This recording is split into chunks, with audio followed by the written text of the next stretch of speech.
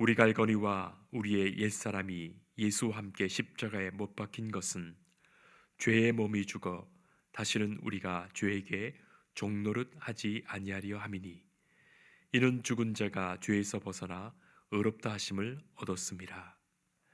만일 우리가 그리스도와 함께 죽었으면 또한 그와 함께 살 줄 믿노니, 이는 그리스도께서 죽은 자 가운데서 살아나셨음에 다시 죽지 아니하시고 사망이 다시 그를 주장하지 못할 줄을 알미로라. 그가 죽으심은 죄에 대하여 단번에 죽으심이요 그가 살아계심은 하나님께 대하여 살아계심이니, 이와 같이 너희도 너희 자신을 죄에 대하여는 죽은 자요 그리스도 예수 안에서 하나님께 대하여는 살아있는 자로 여길지어다. 아멘. 그리스 철학의 대가인 탈레스에게 어느 날 한 사람이 찾아와 그렇게 물었습니다. 선생님, 이 세상에서 가장 어려운 일은 무엇입니까? 그 질문에 탈레스는 그것은 자신을 아는 일입니다, 그렇게 대답했습니다. 이 사람이 또 물었습니다. 그렇다면 이 세상에서 가장 쉬운 일은 무엇입니까? 그 질문에 남에 대하여 말하는 것이지요, 그렇게 말합니다. 성도 여러분, 그렇지 않습니까? 자기 자신에 대하여 아는 것 너무나도 어려운 일이고, 정말 가장 어려운 일이고, 남에 대하여 이야기하는 것 너무나 쉬운 일이죠. 솔로몬 왕이 말년에 자신의 충직한 신하였던 여로보암이 자신을 반역하며 대적하게 되죠. 그러나 이미 솔로몬이 하나님을 떠나서 이방 신들과 산당을 온 곳에 짓고 영적 타락에 이르렀으며, 그 일에 하나님께서는 선지자를 보내셔서 여로보암에게 10지파의 왕으로 세우시고 그를 들어서 솔로몬을 대적하게 하신 거예요. 그러나 솔로몬은 여로보암을 죽이려고 합니다. 바로 이 지점입니다. 솔로몬이 어떻게 이 지경에 이르도록 하나님을 떠났단 말입니까? 참으로 지혜의 왕이었고 하나님의 말씀을 소중히 여겼고 하나님의 성전을 지었던 솔로몬 아니었습니까? 왜 이런 상황에서 하나님의 성전에 올라가서 기도하지 않았단 말입니까? 자신에게 반역하는 여로보암은 눈에 보이지만 하나님께 반역하고 있는 자신을 왜 보지 못하는 것입니까? 이것이 미련함이요 무지요 악입니다. 세상에서 가장 지혜롭다고 하는 솔로몬도 자기 자신을 보지 못한 거예요. 이런 우스꽝스러운 우화가 있습니다. 새끼 호랑이가 엄마 호랑이에게 자꾸 내가 호랑이가 맞느냐 그렇게 묻는 거예요. 엄마 호랑이는 이야기합니다. 내가 너를 틀림없이 낳았고 너는 호랑이가 틀림없어. 그런데 새끼 호랑이는 계속 징징거리면서 엄마에게 내가 호랑이가 맞느냐, 나는 왜 이렇게 이빨도 약하고 발톱도 약하고 용기도 없고 몸집도 작고 나는 아무리 생각해도 호랑이가 아닌 것 같다, 호랑이가 맞느냐고 자꾸 징징징 말하는 거예요. 그러니까 이 엄마 호랑이가 야, 이 개자식아, 그렇다면 그런 줄 알아 했더랍니다. 졸지어 호랑이가 개자식이 되지 않았습니까? 성도 여러분, 나는 누구인가? 정말 나는 누구인가? 그 질문에 분명하고도 확고하고도 흔들림 없는 그 대답이 자기 정체의식이에요. 흔들리지 않는 내 자신에 대한 대답들, 그것이 자신의 정체감입니다. 나의 정체감. 그 정체성에 꼭 맞는 삶을 살아가는 거죠. 만약에 도둑을 쫓는 경찰관이 자기 정체성을 잊어버린다면 아마 도둑을 쫓다 말고 돌아설 것입니다. 경찰이 자기 정체성을 잃어버린다면 도둑질하는 경찰관도 될 수 있는 거예요. 그때는 더는 경찰관이 아니죠. 내가 누구인지 그 확고한 대답 위에 자신의 마음과 자신의 삶을 지켜갈 수 있습니다. 나는 누구인가?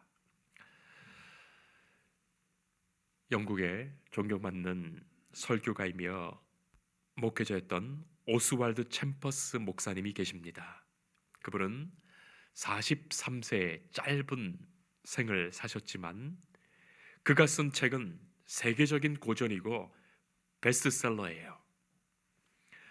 특별히 그가 썼던 묵상집 주님은 나의 최고봉 My Utmost for His Highest라는 주님은 나의 최고봉이라는 이 책은 미국 기독교 역사상 60년 최장기 베스트셀러이고 또한 얼마 전에 미국의 크리스천을 대상으로 한 설문에서 향후 100년 뒤에도 기독교인의 책상 위에 남아있을 3권의 책을 뽑으라 했을 때 그분이 쓰신 이 책이 맨 첫 번째로 차지하는 책으로 응답되었던 그 책이에요. 자, 그런데 그분이 쓰신 책 중에 그리스도인의 정체성이라는 책이 있습니다. 그 책의 첫 질문이 이것입니다. 당신은 진정 그리스도인입니까? 그것이에요. 여러분께 제가 묻는다면 말이죠. 당신은 정말 그리스도인입니까? 어떻게 대답하시겠습니까? 챔버스 목사님은 그리스도인의 정체성은 그리스도의 영이 임한 사람이다. 그렇게 정의 내리고 있습니다.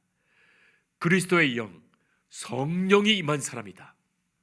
그가 그리스도인이다. 그렇게 말합니다. 성령이 임한 사람은 관심이 하나님밖에 없고 또 그의 마음은 그리스도와 일치되어 있다. 나아가 전인적인 믿음으로 기쁨으로 살아가며 또한 그리스도의 말씀을 통하여 언제나 지금 있는 곳에서 하나님의 그 은혜를 길어내는 사람이다. 그렇게 말하고 있어요. 그리스도인. 이것이 챔버스 목사님이 정의하는 그리스도인의 정체성입니다. 성도 여러분, 오늘 우리들은 너무나도 소중한 말씀을 사도 바울을 통하여 듣게 되지요. 6절 말씀입니다. 우리가 알거니와 우리의 옛사람이 예수와 함께 십자가에 못 박혔다. 이것입니다. 제가 이 말씀과 설교를 참 많이 드리는데요. 너무나도 소중한 말씀이에요. 이 고백과 신앙 위에 오늘의 우리들이 있기 때문이에요. 꼭 기억해야 됩니다. 우리가 알거니와 우리 옛사람이 예수와 함께 십자가에 못 박혔다. 사도 바울은 자신이 예수님과 함께 십자가에 못 박혀 죽었다고 말합니다. 그리고 8절에 만일 우리가 그리스도와 함께 죽었으면 또한 그와 함께 살 줄 믿노라. 우리가 그리스도와 함께 십자가에 죽었고 그리스도께서 사심처럼 우리는 함께 새로이 산 존재가 되었다. 그렇게 고백하는 거예요. 그것이 사도 바울의 자기 정체의식입니다. 나는 십자가에서 예수 그리스도와 함께 죽었고 나는 예수와 함께 다시 살았노라. 그것입니다. 성도 여러분, 우리 각자에게는 다 과거에 존재했던 내가 있어요. 과거란 지금 이 시간 바로 전부터 다 과거예요. 예전에 존재했던 내가 있습니다. 또한 지난 날을 한번 생각해 보세요. 지금까지 나를 생각해 보세요. 과거의 사람이 있습니다. 그가 옛사람이에요. 나의 옛사람. 나의 옛사람이 있는 것이죠. 그 과거의 나를 우리는 다 기억하고 있고 그때를 잊지 못합니다. 그런데 사람은 누구나가 다 이 과거를 생각하면 후회를 하게 된다지요. 여러분들 어떻습니까? 말기 암 환자들을 도와주는 호스피스 전문의인 오츠 슈이치라는 분이 도쿄 마츠바라 얼번 클리닉에서 이 말기암 환자들을 돌보면서 자신을 거쳐간 1,000명의 환자들에게 지난 삶 동안 후회하는 것이 있습니까? 그렇게 다 묻게 됩니다. 한 사람도 후회한 일이 없었던 사람은 없어요. 지금 죽음 앞에 서게 되어서 후회하는 일들이 있는데 그 대답을 정리해 내놓은 책이 죽을 때 후회하는 25가지라는 책을 그렇게 이 의사 선생님이 내게 됩니다. 자, 죽음 앞에 후회하지 않는 사람은 아무도 없습니다. 주로 후회하는 내용은 모두가 다 내가 뭐뭐 했더라면 하는 그런 거예요. 내가 뭐뭐 했더라면, 그것 하지 못한 것에 대한 아쉬움들이죠. 25가지의 후회 중에 예를 들자면 이런 겁니다. 첫 번째는 사랑하는 사람에게 고맙다는 말을 많이 했더라면. 지금 그게 후회된다는 거예요. 사랑하는 사람에게 고맙다는 말을 많이 했더라면. 그렇게 고맙다는 말에 인색하며 살았던 거예요. 두 번째가 진짜 하고 싶은 일을 했더라면. 하고 싶지 않았던 일, 억지로 했던 일들이 많았던가 봅니다. 세 번째는 조금만 더 겸손했더라면. 그게 후회예요. 내가 조금만 더 겸손했더라면, 건강을 소중히 여겼더라면, 좀 더 일찍 담배를 끊었더라면, 그런 것들이죠. 이제와 후회된다, 안타깝다, 그런 내용의 것들 아니겠습니까? 심리학자며 목회자인 데이빗 시멘즈 박사가 인도에서 16년간 선교사로 사역하였고 상한 감정의 치유라는 책을 썼는데 그 책에서 현대인들의 정체성에 대한 아주 소중한 말을 하고 있습니다. 현대인들이 자기 정체성을 잃어버리는 가장 중요한 이유는, 자기 정체성을 자꾸 잊어버리는데 자기 정체성을 잃어버리는 가장 중요한 이유는 만약 내가 뭐뭐 했더라면 하는 그 후회된 생각을 끝없이 반복하기 때문이다. 그렇게 말하는 거예요. 바로 그 태도에서 과거에 집착하든지 아니면 자신이 갖지 못한 것을 동경하든지 아니면 자기를 미워하든지 그렇게 된다는 거예요. 만약에 이렇게 했더라면 이미 지나가서 그것은 절대로 되지 않는 일이에요. 지금부터 그렇게 산다면 모르겠지만 과거에 뭐뭐 했더라면 하는 것은 결코 이루어지지 않을 일입니다. 그러니 그리스도인들은 어서 빨리 과거에 뭐뭐 했더라면 하는 생각을 내다 버리고 낮은 자존감을 버리고 성령님께 새롭게 의지하라. 그것입니다. 성령님께 새롭게 의지하라. 성도 여러분, 우리의 옛사람은 죽었어요. 깨끗이 죽었습니다. 마냥 뭐뭐 했더라면 할 필요가 없는 거예요. 이미 죽었어요. 완전히 죽었습니다. 깨끗이 죽었습니다. 만약 우리가 옛사람으로 계속 살 것이면, 만약에 뭐뭐 했더라면 그렇게 후회하며 평생 살아도 되겠지만 옛사람이 죽었어요. 무덤에 가서 물어보십시오. 죽었으면 끝이지 죽은 자가 무엇을 후회한단 말입니까? 이미 이전에 나는 죽었기에 후회할 것 아닙니다. 이미 죽었습니다. 깨끗이 죽었습니다. 완전히 죽었습니다. 죽었는지 안 죽었는지 모르니까 계속 뭐뭐 했더라면 하며 사는 것 아니겠습니까? 결코 후회할 것 없습니다. 하나님이 여기에 인도하셨고 지금 이곳 여기서부터 하나님께서 새로운 믿음의 삶을, 소망의 삶을 열어주시기 때문이에요. 사도 바울은 결코 후회가 없습니다. 뭐뭐 했더라면 하는 말은 하지 않고 아예 없습니다. 나는 십자가에 죽었노라 선언할 뿐이에요. 바로 그가 예수 그리스도와 함께 죽고 예수 그리스도와 함께 산 그리스도인입니다. 한국 초대교회의 유명한 김익두 목사님이라고 계시죠. 이분은 예수를 믿기 전에 황해도, 특히 황해도 안악시장에서 최고의 깡패였다 하지 않습니까? 그를 모르는 사람이 없을 정도로 깡패요 주목세계의 왕입니다. 그분이 예수님을 영접한 이후에 또한 목사님이 되고, 그리고 이 부흥회를 인도하려고 고개 넘어 교회로 가는데, 그 너무나 더워서 산꼭대기에 올라가서 웃옷을 다 벗고 그렇게 그늘에서 쉬고 있었다지요. 그런데 맞은편에서 어떤 사람이 술 취해가지고 비틀비틀거리면서 올라오더니, 야, 네가 왜 나보다 먼저 올라와 있어? 그렇게 말하더니 이 목사님을 시비를 걸더니 말대꾸를 안 하니까 장작 패듯이 그렇게 패더랍니다. 그 매를 다 맞아준 거예요. 얼마 동안 때리다가 그 사람이 지쳐서 힘을 못 쓰는데, 그 매를 실컷 두드려 맞던 김익두 목사님이 내가 누군지 아느냐? 그렇게 물으니까 내가 어떻게 아냐? 내가 김익두요 했더랍니다. 그때 그 사람 얼굴이 사색이 되죠. 입술이 파랗게 질려서 바들바들 떨게 됩니다. 그때 목사님이 한 유명한 말이 이것입니다. 예수는 내가 믿고 복은 자네가 받았네.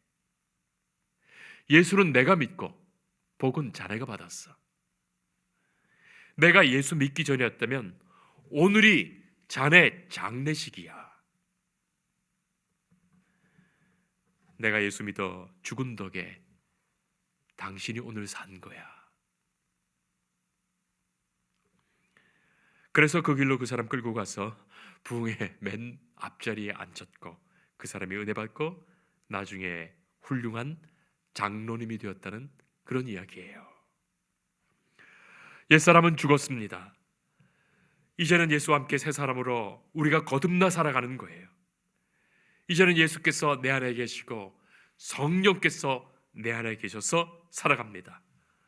후회는 없습니다. 이전에 죄는 죽었습니다. 깨끗이 죽었습니다.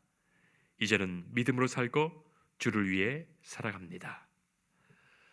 성도 여러분, 우리가 다 십자가에 죽었는데 이 십자가에는 두 개의 너무나 소중한 이미지가 들어있죠. 그 첫 번째는 하나님께서 죄를 얼마나 미워하시는지, 그 아들을 십자가에 내어 주시기까지, 그리하여 나의 죄를 심판하시기까지 하나님께서 죄를 미워하신다. 두 번째 이미지는 그러나 하나님이 죄인인 나를 얼마나 사랑하시는지, 나를 위하여 당신의 아들을 십자가에 내어주시기까지 하신 거예요. 우리가 십자가를 볼 때마다 하나님이 미워하시는 죄에 대해서는 나는 죽었다. 그리고 하나님의 이 사랑에 대하여 나는 살았다. 그 소중한 고백이 있기를 바랍니다. 이 사랑과 이 은혜와 이 감격으로 우리는 십자가를 대합니다. 하나님의 사랑받는 존재로, 하나님을 사랑하는 존재로, 이 세상에 그 사랑을 증언하며 생명을, 이웃을 사랑하는 존재로 살아갑니다. 사도 바울은 로마서 5장 8절에서 우리가 아직 죄인 되었을 때 그리스도께서 우리를 위하여 죽으심으로 하나님께서 우리에 대한 자기의 사랑을 확증하셨느니라. 하나님의 사랑으로 산 자가 된 것입니다. 자, 오늘 마지막 절 말씀에는 참으로도 소중하고 신비로운 말씀을 주십니다. 이와 같이 너희도 너희 자신을 죄에 대하여는 죽은 자요 그리스도 예수 안에서 하나님께 대하여는 살아있는 자로 여길지어다. 죄에 대하여 죽은 자, 하나님께 대하여 살아있는 자로 여길지어다. 사도 바울이 이 죽었다는 표현을 쓴 것이 참으로 과격한 표현입니다. 그러나 너무나 확실한 표현이죠. 분명하고 확실한 표현입니다. 죽었다는 것은 더는 기능하지 않는다는 거예요. 우리가 세상에 죽었다는 것은 세상에 더는 기능하지 않는다는 것이고, 죄에 대하여 죽었다는 것은 죄가 더는 우리에게 기능하지 않는다는 것이에요. 더는 죄인이 아닙니다. 다시는 종노릇 하지 않을 것입니다. 이 분명한 선언을 고백하며 사는 사람이 그리스도인 예수님의 사람들입니다. 옛날 다윗 왕이 유대 왕이 되었을 때 자신의 주변의 모든 것을 새롭게 하고 정리할 필요가 있었습니다. 그때 머비보셋이라는 사람을 부르지요. 머비보셋. 그는 발을 저는 절름발이요 쓸모없는 사람이에요. 그는 옛 사울 왕의 후손입니다. 맞덩이 이 왕권을 새롭게 세웠고 왕권을 튼튼히 하기 위해서, 지켜가기 위해서는 반역을 하지 못하게 하려면 처리해야 할 그런 사람이죠. 그러나 그는 다윗의 사랑하는 친구 요나단의 아들이에요. 친구를 생각하면 소중한 존재요, 사울을 생각하면 죽여 마땅합니다.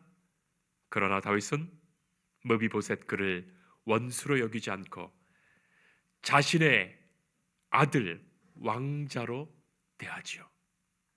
자신의 아들처럼 대합니다. 너는 내 친구 요나단의 아들이기에 나의 아들이다.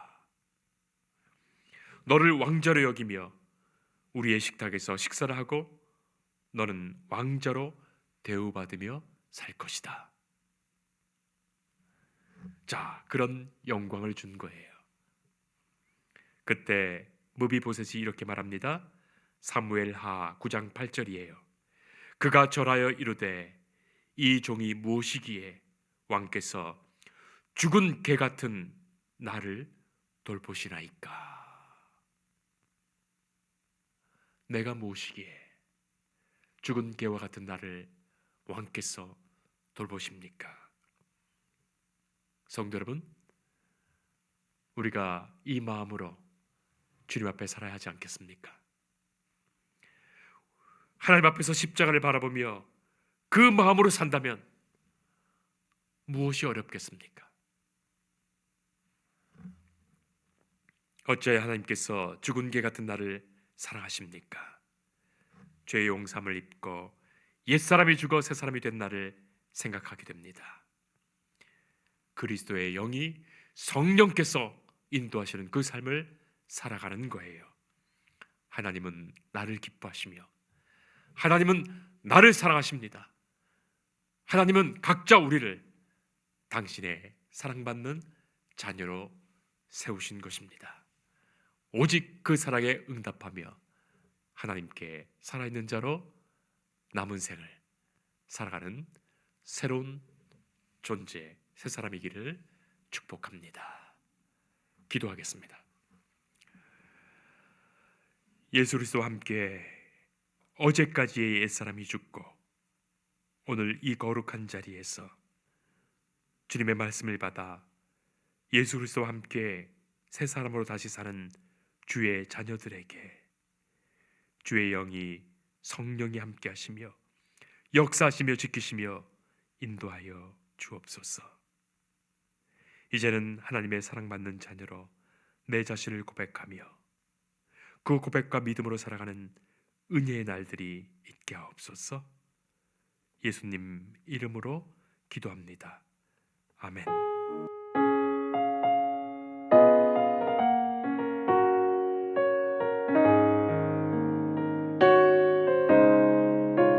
주 예수 내가 알기 전 날 먼저 사랑